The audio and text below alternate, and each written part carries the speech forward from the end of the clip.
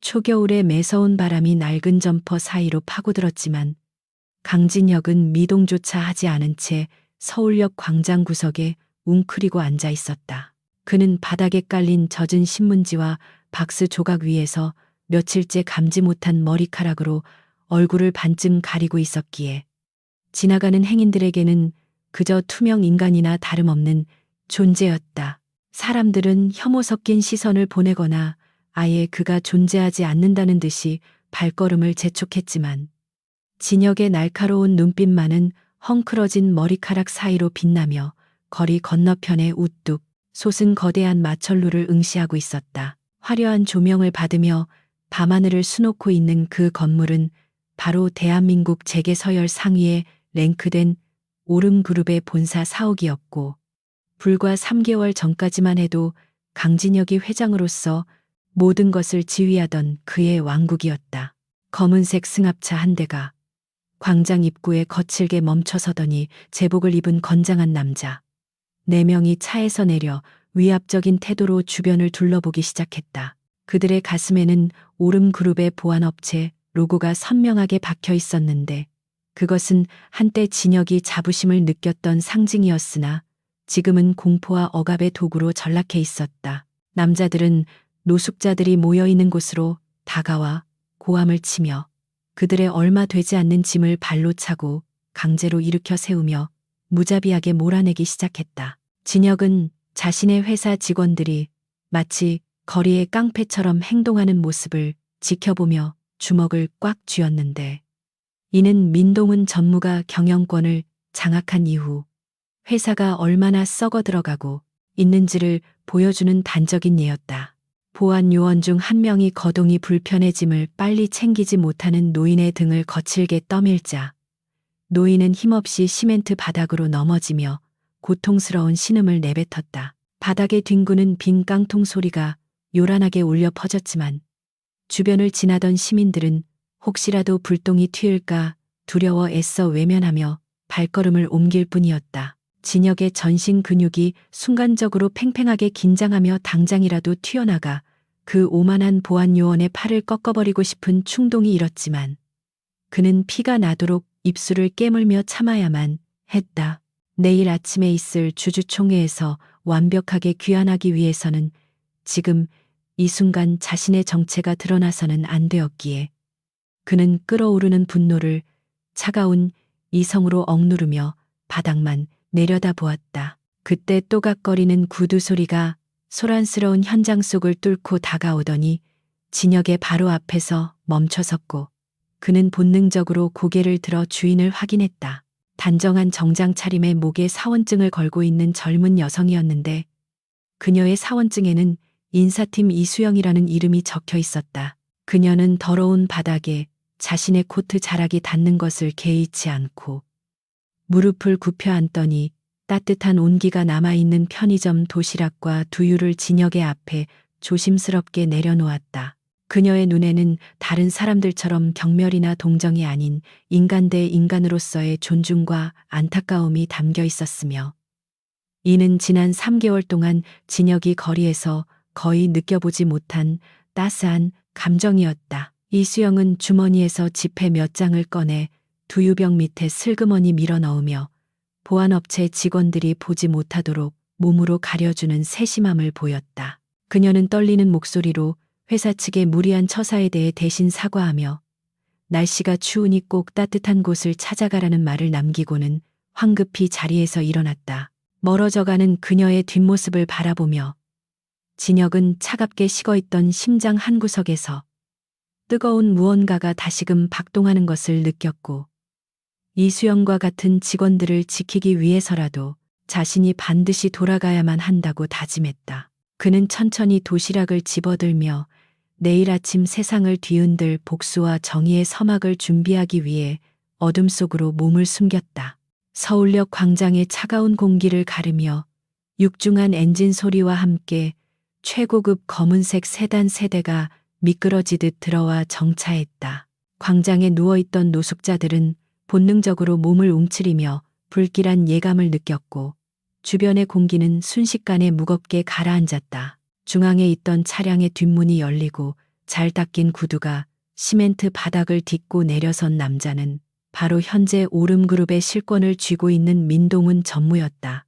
그는 마치 오물이라도 밟은 듯 미간을 찌푸리며 손수건으로 코를 막았고 그 뒤를 이어 수행비서들과 경호원들이 도열하여 그를 호위했다. 화려한 이탈리아산 맞춤 정장을 입은 민동훈의 모습은 낡고 병든 거리의 풍경과 기괴할 정도로 이질적인 대조를 이루고 있었다. 민동훈은 거만한 눈빛으로 광장 일대를 훑어보며 옆에선 건설 본부장에게 나지막하지만 날카로운 목소리로 지시를 내리기 시작했다. 그는 이곳에 들어설 복합 쇼핑몰과 호텔 건립 계획을 언급하며 눈에 거슬리는 이 쓰레기들을 하루빨리 치워버리라고 닥달했다. 그의 입에서 나오는 말들은 사람을 대상으로 하는 것이 아니라 마치 건축 폐기물을 처리하는 절차를 논의하는 것처럼 건조하고 잔혹했다. 어둠 속에 몸을 숨긴 채 그 모습을 지켜보던 강진혁은 주먹을 꽉 쥐었는데 과거 자신의 오른팔로서 함께 회사를 키웠던 동료가 이토록 타락해버린 현실을 목도하는 것은 뼈아픈 고통이었다. 민동훈은 진혁이 실종된 이후 권력의 맛에 취해 인간으로서 지켜야 할 최소한의 선마저 넘어버린 괴물이 되어 있었다. 현장 시찰을 하던 민동훈의 시선이 우연히 진혁이 앉아있는 구석 자리 근처에 머물렀고 그는 흥미롭다는 듯 입꼬리를 비틀며 천천히 다가왔다. 진혁의 옆에는 아까 보안 요원에게 떠밀려 넘어졌던 노인이 고통을 참으며 웅크리고 있었는데 민동훈은 노인의 낡은 담요를 구두 끝으로 툭툭 건드렸다. 그는 마치 길가에 널브러진 짐승을 보듯이 혀를 차며 이런 곳에서 생명을 연명하는 것이 무슨 의미가 있냐고 조소 섞인 혼잣말을 내뱉었다. 노인은 두려움에 떨며 살려달라고 애원했지만 민동훈에게 그 목소리는 소음 공해에 불과했고 그의 비인간적인 태도에 주변의 수행원들은 억지 웃음을 지으며 비위를 맞추기에 급급했다. 그 순간 더러운 모자를 눌러쓴 진혁이 고개를 들어 민동훈을 정면으로 노려보았고 두 사람의 시선이 허공에서 강렬하게 부딪혔다. 민동훈은 노숙자 주제의 자신을 똑바로 쳐다보는 그 눈빛에서 설명할 수 없는 기시감과 불쾌함을 느꼈지만 설마 그가 죽은 줄로만 알았던 강진혁 회장일 것이라고는 상상조차 하지 못했다. 그는 진혁의 강렬한 눈빛을 단지 하층민의 객기나 반항심 정도로 치부하며 비릿한 웃음을 흘렸다. 민동훈은 지갑에서 5만 원권 지폐 뭉치를 꺼내더니 마치 적선을 하듯 그러나 명백한 모욕의 의도를 담아 진혁의 얼굴을 향해 흩뿌렸다. 돈다발이 힘없이 진혁의 뺨과 어깨를 치고 바닥으로 떨어지자 수행원들 사이에서는 참았던 웃음이 터져 나왔다. 바닥에 흩어진 지폐들은 차가운 겨울바람에 이리저리 뒹굴었고 진혁은 자신의 발치에 떨어진 돈을 물끄러미 내려다보았다. 그것은 단순한 종이 조각이 아니라 민동훈이 자신의 존엄성을 짓밟기 위해 던진 오물과도 같았으며 진혁은 그 순간 가슴 속에서 타오르던 분노가 차가운 결의로 변하는 것을 느꼈다. 그는 지난 3개월 동안 죽음의 위기에서 벗어나기 위해 그리고 내부의 적을 파악하기 위해 스스로 가장 낮은 곳으로 내려왔지만 이제는 더 이상 숨을 필요가 없다는 확신이 들었다. 민동훈이 자신에게 던진 이 모욕은 역설적이게도 강진혁이라는 잠자는 사자를 깨우는 결정적인 계기가 되었다. 민동훈은 기분이 나아진 듯 옷매무새를 다듬으며 뒤도 돌아보지 않고 다시 차에 올랐고 검은 세단 행렬은 굉음을 내며 유유히 광장을 빠져나갔다. 그들이 떠난 자리에는 매캐한 매연 냄새와 흩어진 돈, 그리고 짓밟힌 자들의 침묵만이 남았다. 진혁은 천천히 몸을 일으켜 세웠고 그동안 굽어있던 그의 등은 어느새 꼿꼿하게 펴져 있어 예전의 위엄을 되찾아가는 듯했다. 그는 바닥에 떨어진 지폐 한 장을 집어들어 구겨버린 뒤 주머니에 넣으며 곁에 있던 노인에게 작게 고개를 숙여 작별 인사를 건넸다. 노인은 영문을 모른 채 그를 올려다보았지만 진혁의 눈빛은 이미 이곳을 떠나 저 멀리 보이는 오름 그룹의 본사를 향해 있었다. 진혁은 익숙한 걸음걸이로 어둠이 짙게 깔린 골목길을 향해 걸음을 옮겼고 그의 발소리는 더 이상 힘없는 노숙자의 것이 아니었다. 그는 입고 있던 낡은 점퍼를 벗어 쓰레기통에 던져버리며 자신을 탐하고 있던 위장 신분을 벗어던질 준비를 마쳤다. 차가운 밤 공기가 얇은 셔츠 사이로 스며들었지만 그의 몸은 복수심과 사명감으로 뜨겁게 달아올라 추위를 느낄 겨를이 없었다. 그는 공중전화 부스로 들어가 주머니 깊숙한 곳에 숨겨두었던 동전을 꺼내 넣고 오랫동안 외우고 있었던 그러나 한 번도 누르지 않았던 번호를 천천히 눌렀다. 신호음이 몇 번 울리기도 전에 상대방이 전화를 받았고 진혁은 낮고 침착한 목소리로 짧게 명령했다. 수화기 너머에서는 믿을 수 없다는 듯한 침묵이 잠시 흘렀으나 곧이어 감격에 겨운 목소리가 들려왔고 진혁은 입가에 희미한 미소를 지었다. 그는 통화를 마치고 수화기를 내려놓으며 유리창 너머로 비친 자신의 얼굴을 바라보았다. 덥수룩한 수염과 때 묻은 얼굴 뒤에 숨겨진 강인한 눈매는 내일 아침 세상에 드러날 진실을 예고하고 있었다. 이제 관찰자의 시간은 끝났고 심판자의 시간이 도래했음을 직감하며 그는 자신을 데리러 올 차량을 기다리기 위해 약속 장소로 발걸음을 옮겼다. 서울의 밤은 깊어가고 있었지만 강진혁의 새로운 아침은 이미 시작되고 있었다. 약속된 장소인 폐공장 뒤편의 어두운 골목길에는 이미 무거운 정적이 감돌고 있었고 멀리서 다가오는 차량의 헤드라이트 불빛만이 유일하게 어둠을 가르고 있었다. 잠시 후 평범해 보이는 검은색 세단 한 대가 소리 없이 다가와 강진혁의 앞에 멈춰섰고 운전석 문이 열리며 단정한 인상의 중년 남성이 급하게 뛰어내렸다. 그는 진혁의 비서실장이자 오름그룹 내에서 유일하게 진혁의 생존을 믿고 기다려온 최 비서였는데 3개월 만에 마주한 주군의 처참한 몰골에 그는 말을 잇지 못하고 입술만 떨었다. 최 비서는 당장이라도 울음을 터뜨릴 것 같은 표정으로 진혁에게 깊이 허리를 숙여 인사했지만 진혁은 담담한 표정으로 그의 어깨를 두드리며 감상에 젖을 시간이 없음을 상기시켰다. 차량은 서울 외곽의 한적한 도로를 지나 진혁이 비밀리에 마련해 두었던 안전 가옥으로 향했고 차 안의 공기는 긴장감과 안도감이 뒤섞여 묘한 기류를 형성하고 있었다.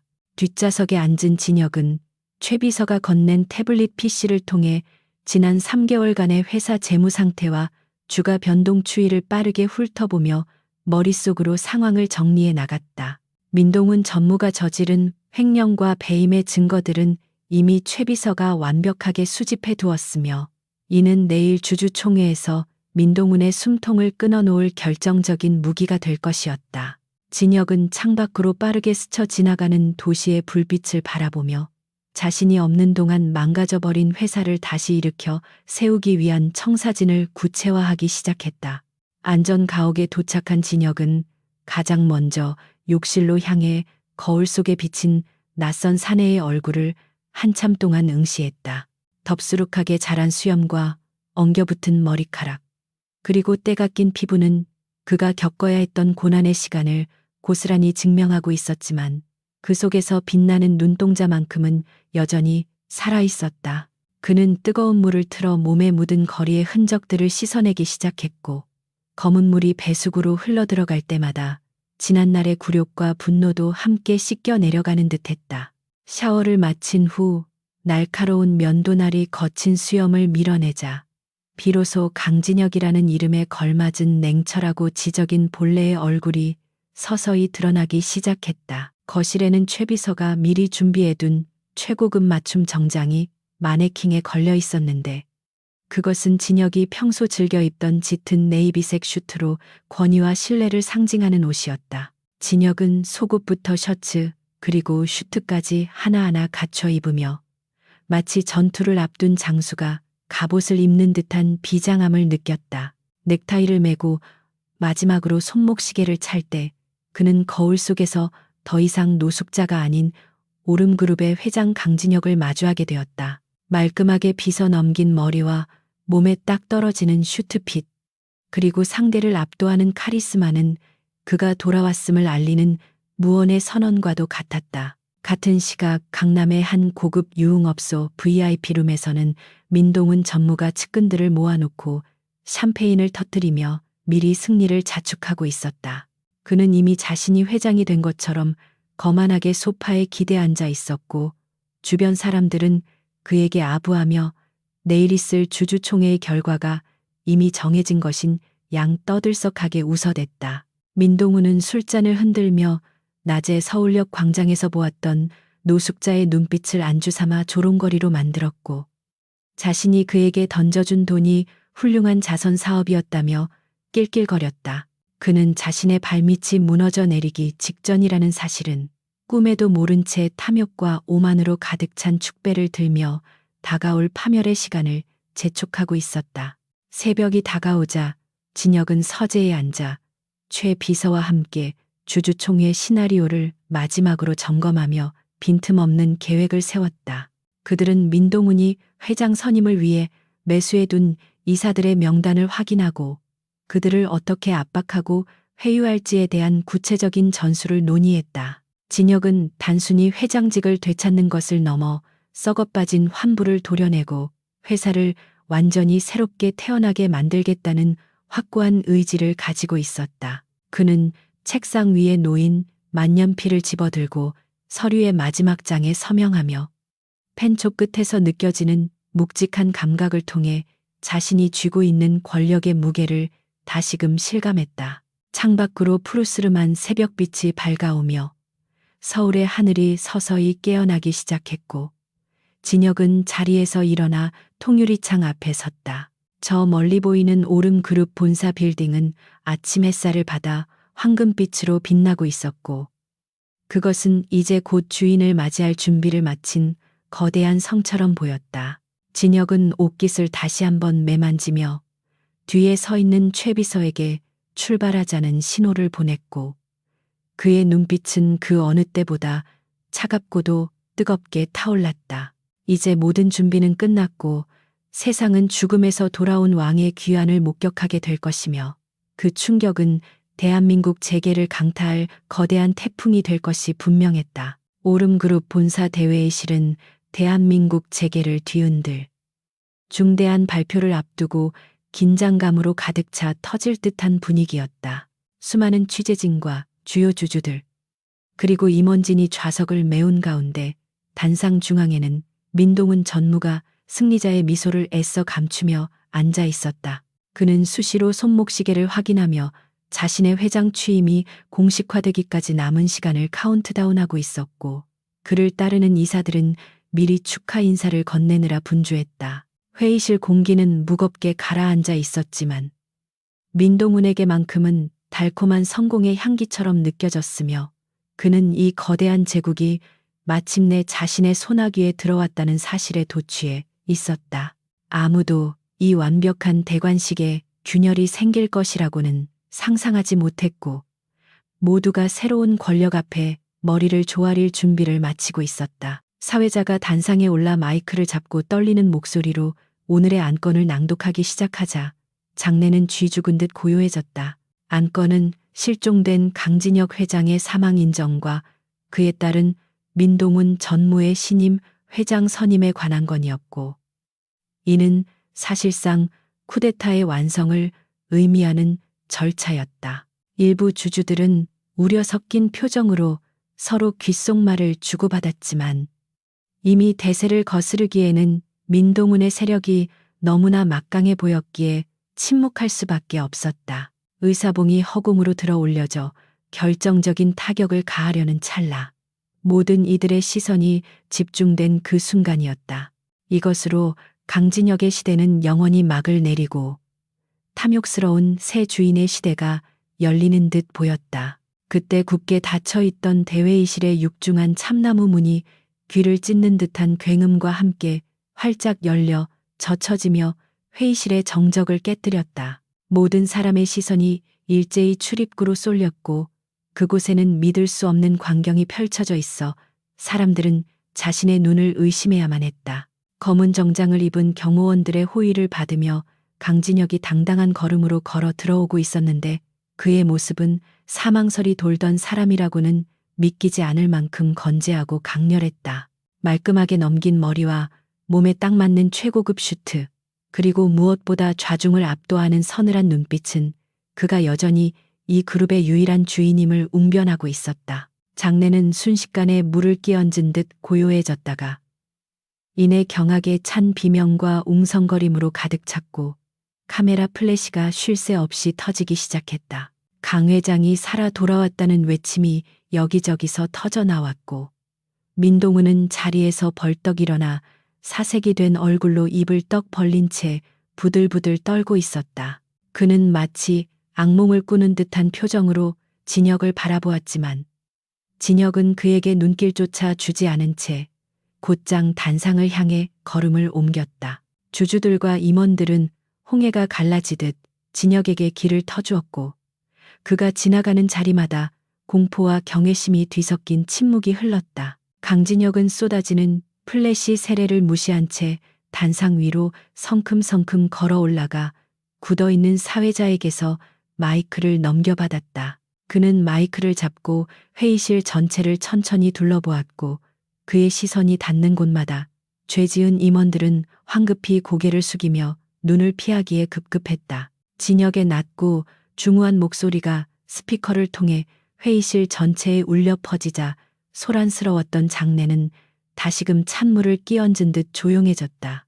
그는 자신의 부재로 인해 심려를 끼쳐드려 죄송하다는 말로 운을 떼었지만 이어지는 말은 배신자들을 향한 날카로운 선전포고와도 같았다. 그는 지난 3개월 동안 자신이 목격한 회사의 추악한 민낯을 낱낱이 공개하겠다고 선언했다. 진혁은 최 비서에게 눈짓을 보내 준비해온 자료들을 대형 스크린에 띄우도록 지시했고 곧이어 충격적인 내용들이 화면을 가득 채웠다.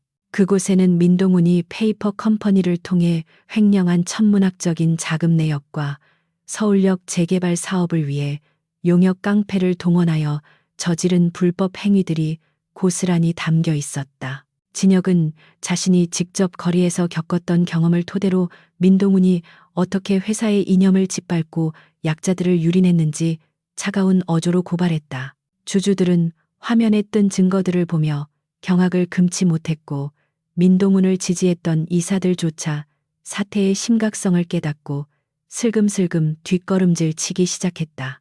민동훈은 사색이 된 얼굴로 자리에서 벌떡 일어나 고래고래 고함을 지르며 저것은 모두 조작된 자료라고 발악했다. 그는 이성을 잃고 단상으로 뛰어 올라가려 했지만 대기하고 있던 진혁의 경호원들이 그를 거칠게 제지하여 바닥에 무릎 꿇렸다. 진혁은 발악하는 민동훈을 내려다보며 하늘을 손바닥으로 가릴 수 있다고 생각했냐며 차갑게 일갈했고 그의 목소리에는 서리빨 같은 분노가 서려 있었다. 곧이어 미리 연락을 받고 대기 중이던 검찰 수사관들이 회의실로 들이닥쳤고 민동훈과 그에 동조했던 핵심 임원들은 그 자리에서 긴급 체포되었다. 회장 취임식을 꿈꾸었던 자리는 순식간에 범죄자들의 검거 현장으로 뒤바뀌어 버렸다. 소란이 정리되고 민동훈이 끌려나간 뒤 강진혁은 흐트러짐 없는 자세로 의장석에 앉아 회의실에 모인 모든 사람을 서늘한 눈빛으로 둘러보았다. 그는 떨고 있는 주주들과 임원들 앞에서 주주총회의 재개를 선언하며 썩어버린 회사의 환부를 도려내고 완전히 새로운 오름그룹으로 다시 태어날 것임을 천명했다. 그의 강력한 리더십과 카리스마에 압도된 청중들은 하나둘씩 기립 박수를 보내기 시작했고 그 소리는 점차 커져 회의실을 가득 메웠다. 그것은 돌아온 왕에 대한 예우이자 앞으로 몰아칠 피의 숙청을 예고하는 신호탄과도 같았으며 강진혁의 전설은 바로 이 순간부터 다시 쓰이기 시작했다. 주주총회가 끝난 직후 오름그룹 본사는 마치 폭격을 맞은 듯한 혼란에 휩싸였고 강진혁 회장의 집무실에서는 피해 숙청이 시작되었다.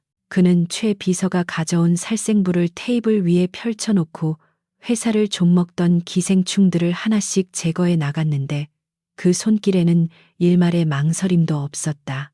민동훈 라인에 섰던 임원들은 줄줄이 호출되어 해고 통보를 받았고 개인 물품조차 챙기지 못한 채 보안 요원들에게 끌려나가는 치욕을 겪어야 했다. 회사로 비는 짐을 든 해고자들이 쏟아내는 원망과 탄식으로 가득 찼지만 남아있는 직원들은 숨조차 크게 쉬지 못하며 태풍이 지나가기만을 기다렸다. 진혁은 이 모든 과정이 단순한 보복이 아니라 병든 조직을 도려내는 대수술임을 명확히 하며 공포를 통해 무너진 기강을 바로잡고 있었다. 살벌한 숙청의 칼바람 속에서 인사팀 대리 이수영은 자신의 운명을 예감하지 못한 채 떨리는 손으로 밀린 업무를 처리하고 있었다. 그때 회장 비서실장이 직접 인사팀 사무실을 찾아와 이수영 대리를 찾았고 사무실 안의 모든 시선이 그녀에게로 집중되었다. 수영은 혹시 자신도 해고 대상이 된 것은 아닌지 가슴이 철렁 내려앉았지만 거부할 수 없는 명령에 이끌려 무거운 발걸음을 옮겨야 했다. 그녀가 회장실 앞에 육중한 문 앞에 섰을 때 심장은 터질 듯이 요동쳤고 문이 열리자 창가를 향해 등지고 서 있는 남자의 뒷모습이 눈에 들어왔다. 그 넓은 어깨와 곧은 등은 어딘가 낯익으면서도 감히 범접할 수 없는 아우라를 뿜어내고 있어 수영은 숨을 죽이고 그 자리에 멈춰섰다. 남자가 천천히 몸을 돌려 수영을 바라보았을 때 그녀는 자신의 눈을 의심하며 입을 다물지 못했는데 그곳에는 말끔한 슈트를 입은 강진혁 회장이 서 있었기 때문이었다. 화려한 외모와 압도적인 분위기는 낯설었지만 그 깊고 따뜻한 눈빛만큼은 며칠 전 서울역 광장에서 자신이 두유를 건넸던 노숙자와 정확히 일치하고 있었다. 수영이 너무 놀라 다리에 힘이 풀려 주저앉으려 하자 진혁은 부드러운 미소를 지으며 다가와 그녀를 부축해 주었다. 그는 그때 건네준 도시락과 두유가 내 인생에서 가장 따뜻한 식사였다고 말하며 정중하게 고개를 숙였고 수영은 그제야 눈앞의 남자가 자신이 도와주었던 그 사람임을 확신하며 감격에 겨운 눈물을 글썽였다. 진혁은 얼어있는 수영을 소파에 앉히고는 자신이 겪었던 지난 시간 동안 회사 내에서 유일하게 인간적인 품격을 지켰던 사람이 바로 그녀였음을 강조했다. 그는 책상 위에 놓여있던 인사 발령 서류를 그녀에게 건넸는데 그곳에는 이수영을 인사혁신본부장으로 승진시킨다는 파격적인 내용이 담겨 있었다. 수영은 손사래를 치며 자신에게는 과분한 자리라고 거절하려 했지만 진혁은 당신 같은 사람이 인사를 담당해야 회사가 바로 설 수 있다며 단호하게 그녀의 손을 잡았다. 그는 수영에게 정권을 위임하며 억울하게 해고된 직원들을 복직시키고 스펙보다는 인성을 중시하는 새로운 채용 시스템을 만들어 달라고 간곡히 부탁했다. 이수영이 감동에 찬 얼굴로 물러간 뒤 진혁의 표정은 다시금 차갑게 굳어졌고 그는 집무실 안쪽의 비밀 공간으로 자리를 옮겨 사설 탐정과 마주 앉았다. 이제 내부의 썩은 살을 도려냈으니 3개월 전 자신을 죽음으로 몰아넣었던 의문의 교통사고에 대한 진실을 파헤쳐야 할 시간이었다. 탐정은 사고 차량의 브레이크 라인이 인위적으로 절단된 흔적이 담긴 정밀 감식 보고서를 내밀었고 이는 단순한 사고가 아니라 치밀하게 계획된 살인 미수였음을 증명하고 있었다. 진혁은 보고서를 넘기며 민동훈의 배후에 더 깊고 어두운 세력이 연루되어 있을 가능성을 제기했고 그들의 꼬리를 잡기 위해 위험한 함정을 파기로 결정했다. 구치소에 수감된 민동훈은 변호사 접견을 통해 바깥 상황을 전해 듣고 분노로 몸을 떨며 마지막 발악을 준비하고 있었다. 그는 자신이 숨겨두었던 차명 계좌의 자금을 움직여 어둠의 세계에 몸담고 있는 해결사들에게 은밀한 지령을 내렸는데 그것은 진혁과 그의 약점이 될 수 있는 이수영을 제거하라는 섬뜩한 내용이었다. 진혁은 창밖으로 어둠이 깔리는 서울 시내를 내려다보며 아직 끝나지 않은 싸움을 직감했고 민동훈이 궁지에 몰린 쥐처럼 덤벼들 것을 예상하여 경계를 강화했다. 그는 다시는 소중한 사람들을 잃지 않겠다는 결의를 다지며 다가올 최후의 결전을 위해 옷매무새를 가다듬고 어둠 속으로 걸어 들어갔다. 음산한 회색빛 구름이 서울의 하늘을 뒤덮은 오후. 강진혁과 이수영은 재개발이 예정된 빈민가 구역을 시찰하기 위해 현장에 도착했다. 이곳은 불과 며칠 전까지만 해도 진혁이 노숙자 신분으로 숨어 지내던 곳이었지만 이제는 오름그룹의 새로운 사회공헌 프로젝트인 희망주택 단지가 들어설 예정지였다. 폐허가 된 건물들 사이로 차가운 바람이 윙윙거리며 불어와 을씨년스러운 분위기를 자아냈고 수영은 옷깃을 여미며 불안한 듯 주위를 두리번거렸다. 진혁은 그녀의 긴장을 풀어주기 위해 부드러운 목소리로 프로젝트의 청사진을 설명해 주었지만 그의 예리한 감각은 본능적으로 주변의 공기가 심상치 않게 흐르고 있음을 감지하고 있었다.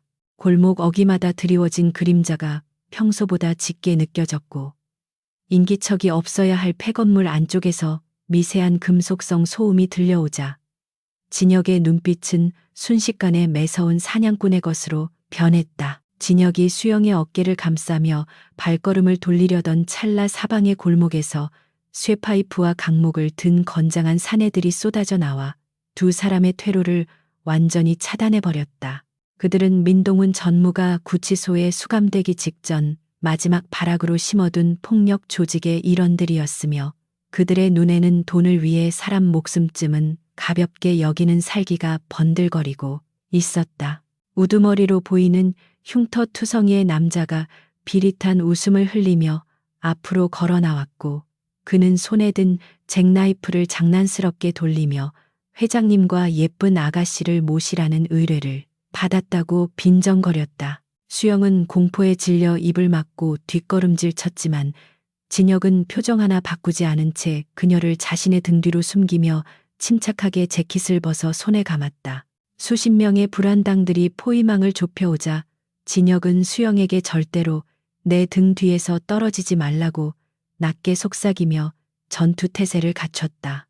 그는 지난 3개월 동안 거리 생활을 하면서 자신의 몸을 지키기 위해 실전 격투수를 연마해왔을 뿐만 아니라 과거 특수부대 장교로 복무했던 시절의 감각이 여전히 살아있었다. 선두에 있던 두 명의 사내가 괴성을 지르며 달려들자 진혁은 짐승 같은 반사신경으로 쇠파이프를 피하고 그들의 명치를 정확하게 가격하여 순식간에 무력화시켰다. 둔탁한 타격음과 함께 거구의 사내들이 맥없이 쓰러지는 모습을 본 나머지 조직원들은 잠시 주춤했지만 곧이어 우두머리의 고함 소리에 다시 때로 덤벼들기 시작했다. 좁은 골목길은 순식간에 아수라장으로 변했고 진혁은 다수의 적을 상대로 한치의 물러섬도 없는 치열한 사투를 벌였다. 그는 단순히 힘으로 맞서는 것이 아니라 주변의 지형지물을 영리하게 이용하여 적들의 동선을 꼬이게 만들었고 상대의 힘을 역이용하여 공격을 흘려내는 고난도의 기술을 선보였다. 날아오는 강목을 팔로 막아내는 동시에 상대의 정강이를 걷어차고 뒤에서 접근하는 적의 멱살을 잡아 업어치기로 바닥에 꽂아버리는 그의 움직임은 마치 잘 짜인 액션 영화의 한 장면처럼 군더더기가 없었다. 수영은 눈앞에서 벌어지는 믿기 힘든 광경에 두려움도 잊은 채 넋을 잃고 바라보았는데 평소 냉철한 CEO로만 알았던 진혁에게서 뿜어져 나오는 야수 같은 남성미에 가슴이 세차게 뛰었다. 조직원들이 하나둘씩 바닥에 나뒹굴며 신음하자 다급해진 우두머리는 욕설을 내뱉으며 직접 칼을 휘두르며 진혁에게 쇄도했다. 날카로운 칼날이 진혁의 얼굴을 스치고 지나가며 뺨에 붉은 선을 그렸지만 진혁은 눈 하나 깜짝하지 않고 우두머리의 손목을 낚아채 비틀었다. 뼈가 어긋나는 소름 끼치는 소리와 함께 우두머리의 입에서 비명이 터져 나왔고 진혁은 그 틈을 놓치지 않고 강력한 니킥을 복부에 꽂아 넣으며 상황을 종료시켰다. 바닥에 쓰러진 우두머리는 고통에 몸부림치며 살려달라고 애원했고 진혁은 거친 숨을 몰아쉬며 차갑게 식은 눈으로 그를 내려다보았다. 그의 셔츠는 땀과 먼지로 엉망이 되었고 주먹은 붉게 물들어 있었지만 그 모습은 패배자가 아닌 승리자의 위엄을 보여주기에 충분했다. 그때 멀리서 요란한 사이렌 소리가 들려오더니 최 비서가 이끄는 경찰 병력과 경호팀이 현장으로 들이닥쳤다. 진혁이 미리 위치 추적기를 켜둔 덕분에 신속하게 출동할 수 있었던 경찰들은 바닥에 쓰러져 있는 조직원들을 하나씩 수갑 채워 연행하기 시작했다. 최 비서는 엉망이 된 진혁의 모습을 보고 기겁하며 달려왔지만 진혁은 손을 들어 괜찮다는 신호를 보내고는 곧바로 수영에게 다가가 그녀의 상태를 살폈다. 놀란 가슴을 진정시키지 못하고 떨고 있는 수영에게 진혁은 자신의 재킷을 덮어주며 이제 모든 위험은 끝났으니 안심하라고 따뜻하게 위로했다. 수영은 긴장이 풀리자 다리에 힘이 풀려 주저앉았고 진혁은 그런 그녀를 부축해 차에 태우며 든든한 보호자가 되어 주었다. 경찰 조사 과정에서 우두머리의 휴대전화가 압수되었고 그 안에는 민동훈이 옥중에서 변호사를 통해 살인을 청부한 통화 녹음 파일이 고스란히 남아 있었다. 이것은 단순한 폭행 사건을 넘어 살인 교사 혐의를 입증할 결정적인 증거가 되었으며 민동훈은 이제 빠져나갈 구멍 없이 완벽한 파멸을 맞이하게 되었다. 진혁은 경찰서 앞에서 밤하늘을 올려다보며 길고 길었던 악연의 고리가 드디어 끊어졌음을 직감했고 깊은 안도의 한숨을 내쉬었다. 그는 피로가 몰려오는 것을 느꼈지만 옆에서 자신을 걱정스럽게 바라보는 수영의 눈빛을 보며 다시금 힘을 낼 수 있었다. 이제 남은 것은 무너진 폐허 위에 새로운 희망을 건설하고 자신을 믿어준 사람들과 함께 진정한 리더로 거듭나는 일뿐이었다. 계절이 바뀌어 차가운 겨울 바람이 물러가고 따스한 봄 기운이 대지를 감싸 안을 무렵 대한민국 법원 앞은 수많은 취재진과 시민들로 인산인해를 이루고 있었다. 오늘은 오름그룹의 전 전무 민동훈과 그 일당에 대한 최종 선고 공판이 열리는 날이었으며 온 국민의 이목이 집중된 세기의 재판이었다. 재판부는 살인교사와 횡령 그리고 배임 등 민동훈의 모든 혐의를 인정하며 그에게 무기징역이라는 법정 최고형을 선고했고 방청석에서는 환호성과 탄식이 동시에 터져나왔다. 포승줄에 묶여 호송차로 끌려가는 민동훈의 얼굴은 이미 영혼이 빠져나간 듯 텅 비어 있었고 한때 그룹을 집어삼키려 했던 거대한 야망은 차가운 철창 속에 영원히 갇히게 되었다. 강진혁 회장은 법정 밖에서 이 모든 과정을 지켜보며 비로소 마음속에 응어리져 있던 무거운 짐을 내려놓을 수 있었고 정의가 실현되었다는 사실에 깊은 안도감을 느꼈다. 민동훈의 몰락과 함께 오름그룹은 빠르게 안정을 되찾았고 강진혁 회장의 진두지휘 아래 투명하고 공정한 기업으로 거듭나고 있었다.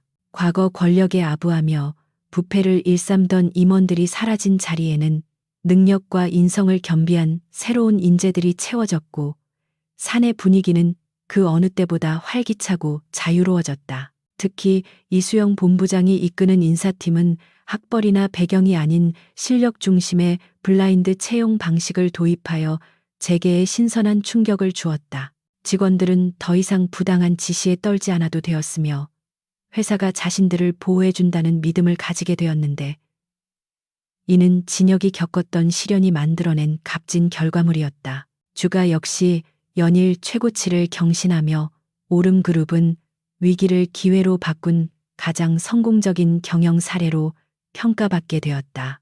햇살이 눈부시게 쏟아지는 어느 날 오후 서울역 인근의 재개발 구역에서는 오름희망 주택 단지의 기공식이 성대하게 열리고 있었다. 이곳은 불과 몇 달 전까지만 해도 진혁이 노숙자들과 함께 추위에 떨며 밤을 지새우던 바로 그 장소였기에 그 의미가 남달랐다.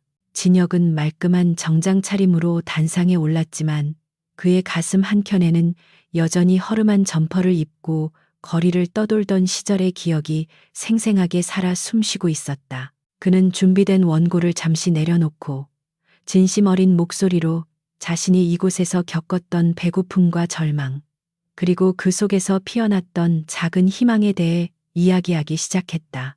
그의 고백은 화려한 미사여구보다 훨씬 더 강력한 울림을 주었고 행사에 참석한 사람들의 눈시울을 붉히게 만들었다. 행사장 한쪽에는 진혁이 노숙자 시절 인연을 맺었던 그 노인과 거리의 친구들이 말끔하게 씻고 새 옷을 입은 채 초청되어 앉아 있었다. 그들은 진혁이 자신들을 잊지 않고 가장 먼저 입주자로 선정해 주었다는 사실에 감격하여 연신 눈물을 훔쳤고 진혁은 단상에서 내려와 그들의 손을 하나하나 맞잡아 주었다. 과거 자신에게 5만 원짜리 지폐를 던지며 모욕을 주었던 민동훈과는 달리 진혁은 가장 낮은 곳에 있는 사람들의 손을 잡아 끌어 올려주는 진정한 리더의 모습을 보여주었다. 카메라 플래시가 터지는 가운데 노인과 포옹을 나누는 진혁의 모습은 다음날 모든 신문의 일면을 장식하며 노블레스 오블리주의 상징으로 기록되었다.